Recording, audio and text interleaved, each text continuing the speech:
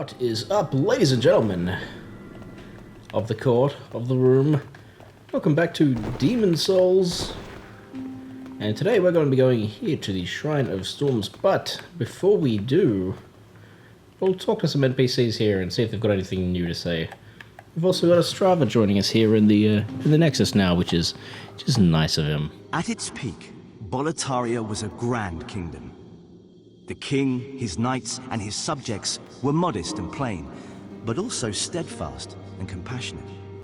In the distant southern kingdom, Boletaria was known as paradise on earth. But look at what has become of us now.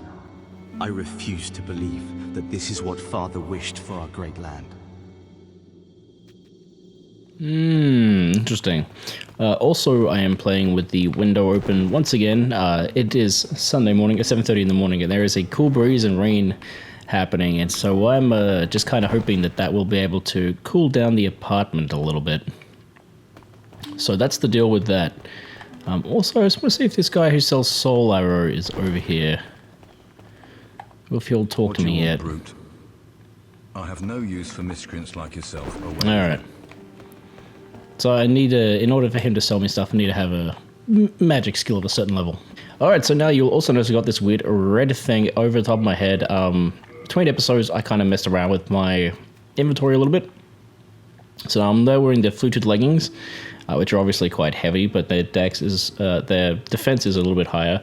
The reason I can wear these is because I swapped out these silver bracelets, which allow me to collect more souls, and their stats are almost non-existent, but so is their weight. But I figured having those extra souls was worth the risk, and so and that also freed up some equipment space, and so that's why I can wear these heavy leggings now. But anyway, let's go to the Shrine of Storms. Shall we? Shall we? Shall we?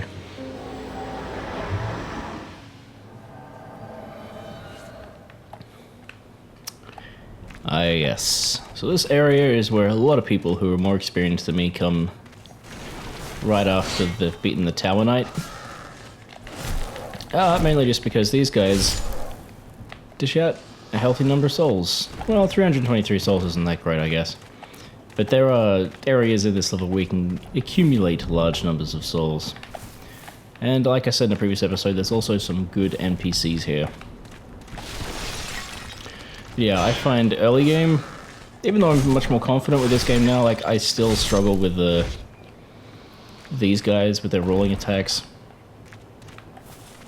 I mean, they're certainly not like the worst things ever, or the hardest things ever, but it can still be a little difficult sometimes.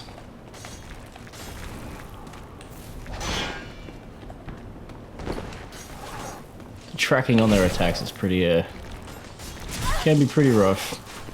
Early on, since your weapons do so little damage to them, it's kind of a pain to deal with. I'm doing actually pretty well this time. Oops, gonna go over the edge. Goodbye. That's always satisfying. Alright, so I got a choice. If I use that attack, I can get him down in 2 hits. That's not horrible. It's not too bad. Yeah, these guys aren't too bad to deal with. What else was new? Oh, yeah, last night I'm almost finished Far Cry 4. At least it feels like I am, because the quest giver I was doing shit for made it sound like this was going to be like the second last mission in the game. So it's usually a pretty good sign that I'm getting close to the end. And I just realized I'm in human form, so I'm going to put on the, I don't need the clean ring, so I'm going to put on the thieves ring, and I'm also going to equip the, which one? I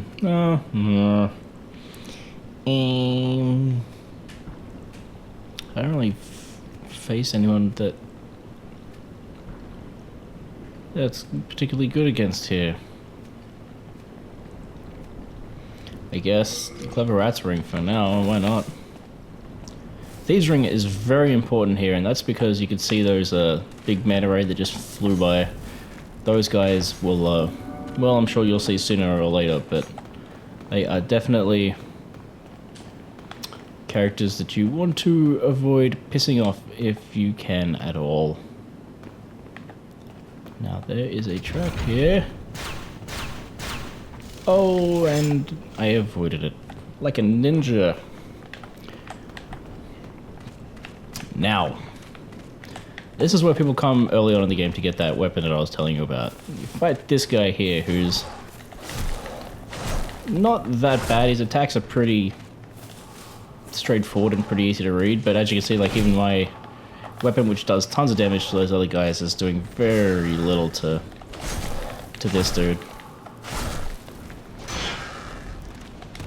And his, like, one hit from him will, like, pretty much just completely take out my stamina. So it's all about just dodging and evading, but it's not really too bad. A lot of the time when I see people doing this in the early game, they're a lot better at getting backstabs than I am. I've never been particularly good at getting backstabs. I'm not against this guy anyway. There are some enemies and I find it to be incredibly easy, but with him not so much. But we've got some blade stone, which is nice, but what we want is what he's defending here, which is the Crescent Falchion +1. So as I said, that's a, in the early game, that weapon's actually quite powerful, and it scales with your magic ability. So, you know, characters who are using a lot of magic, that weapon's pretty good. But seeing as we're not really using much magic at all, although that is something I need to look into so I can use Soul Arrow. Hey guys, how you doing? Oh yeah. Oh, you just narrowly dodged that arrow. Yeah, you guys just keep shooting them into the walls there. That's fine by me. Yeah, if you like I said, I've come here in the early game many times, and I always absolutely get just my ass handed to me. Now, there is a shortcut here, one that wasn't deliberately put in by the designers, but you can, if you are light enough and you roll at just the right time, you can actually go over that wall, and that'll take you directly to the boss. It's kind of weird because there is no direct. Oh shit! Oh, that was close. Copper key. Sorry about that. There is no actual, like, direct shortcut to the boss in this level. And that's literally about as close as it gets to a real shortcut. And there's also those souls up there, which are a little tricky to get to, but we'll get to them. I quite like this area. The level after this is pretty brutal, but I think this one's actually pretty good. It's not particularly difficult later in the game, at least. If you come here early in the game, it can be a little challenging, but by this point, I think it's pretty. Well, this guy is being incredibly aggressive, and I'm not really in a position where I can attack because of my fucking. Come up here to the open. There you go. Oh, I picked a horrible time to do that, but whatever. You're dead. I hope. Yeah, that was that was a little scary. Yeah, I quite like just exploring this environment. I think it's a pretty fun area to explore in terms of the way it's laid out. There is a secret doorway down there, which should be pretty obvious from the stairs going down to it. I don't know why they bothered to make it a secret, since if you got stairs going down to an area, like if you got stairs going to a dead end, you can probably assume that it'll lead you to something half decent. And then what have we got up here? Just more of these guys. Hello. Goodbye. Something I do wish that this bastard sword had. And like I said, this isn't going to be my main for the whole way through this playthrough, but I do wish it had a bit of a, like some of the weapons you can go from a heavy to a light attack, just roll one into the other, and with this weapon, I guess because of the weight of it, that's not really an issue, or it's not really an option, I should say. Guide of Guidance.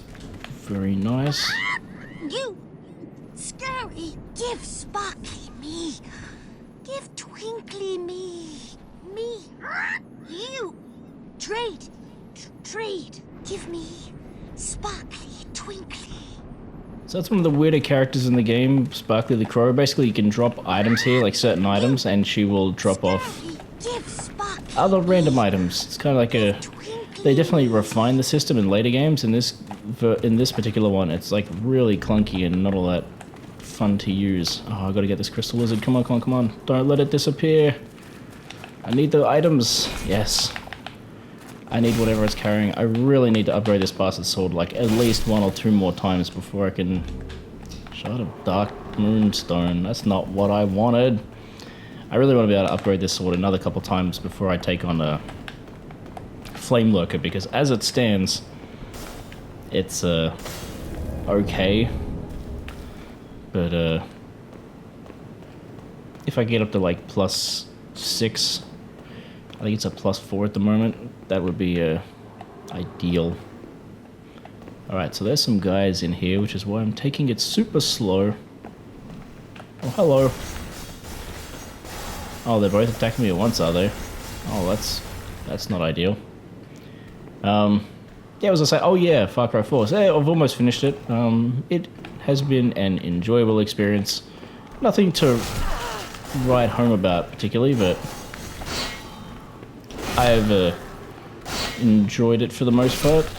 I'd probably give it a good 7 out of 10. I do wish it kind of did more new stuff. Pretty much everything in it was also in Far Cry 3 outside of the... you get these like little helicopter things.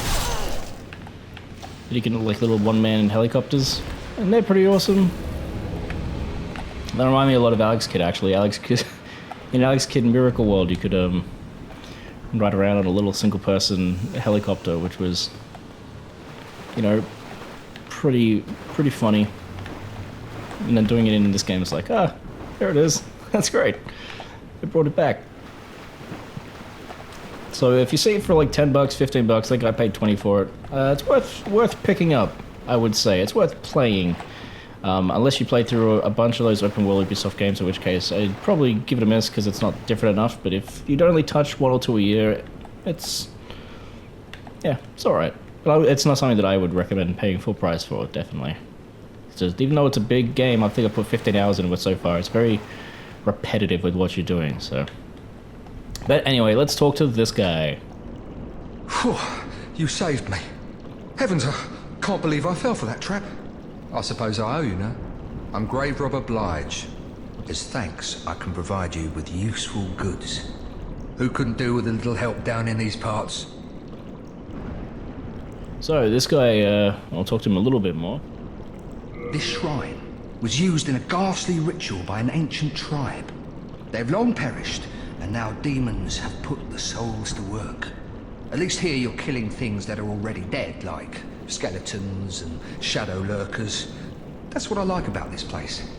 Better than killing those poor, soul-starved humans, right?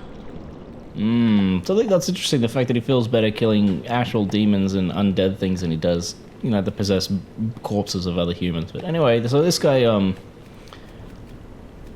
sells some pretty okay items. He's got some weapons and stuff here that I don't really care about. Though their armor's actually not too bad. Actually, it might even be worth grabbing some of this. And then the other thing I'll grab is I'm going to grab some, just some Half Moon Grass. I know that's like a lot of souls to spend, but I will be getting more souls. I'll have more for you next time. Throughout the level. But the next area where you meet him, it's actually really easy to farm souls and then just buy a ton of... Well, dodge that bullet.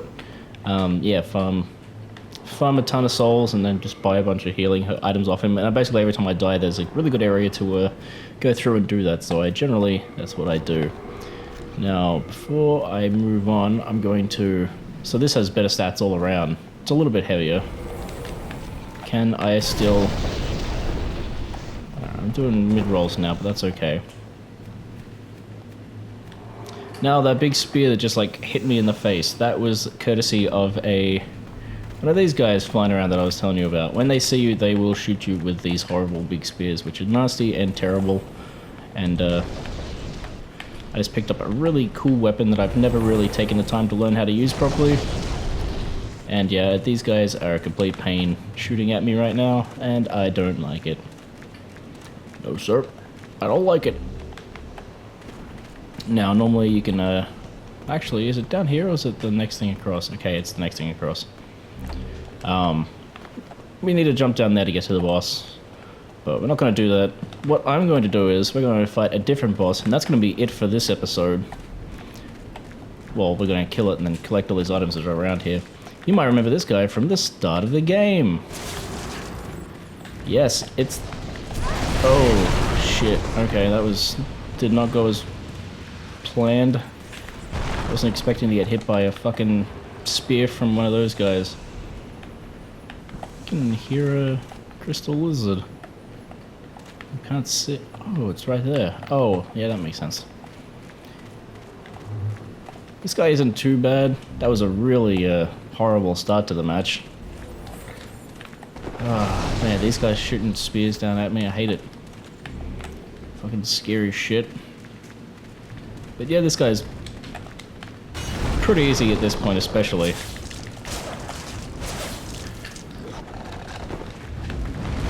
And we actually need... I think he's going to be dropping off an item that we will definitely be... Ow, fucking... Oh, really? Well, I guess that was to be expected. That was quite sloppy on my end, so... You know. No one to blame but myself. Oh yeah, I've got to re-equip now the... Cling ring. So it's a good thing I bought all that half moon grass. Otherwise, I mean, not that I would have lost all of those souls, but... Definitely would have made things worse. So once I kill that guy, that's going to be it for this episode. These are one of the few enemies I do find are easy to fight with the lock-on.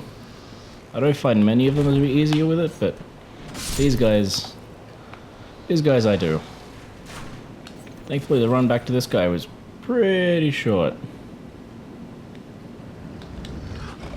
Thank you very much. Still not doing a ton of damage to him, actually. Oh, see, that's what makes this fight difficult. It isn't this guy on his own, because on his own he's pretty easy. It's those friggin' storm beasts shooting those fucking spears at you while you're trying to fight him that make it... Are you just gonna get caught in the loop of this attack over and over again? Oh wait, no, there he goes. Ow. Damn it. Alright, take number 3.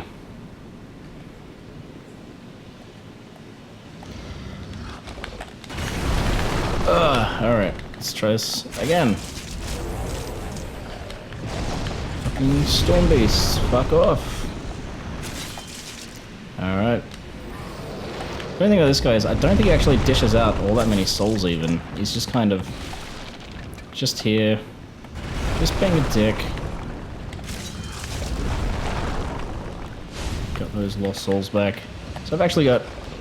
The good thing about dying to this guy is like, you actually collect about 1,400 souls every time you try to make your way back here again. So in that regard, it's actually not too bad.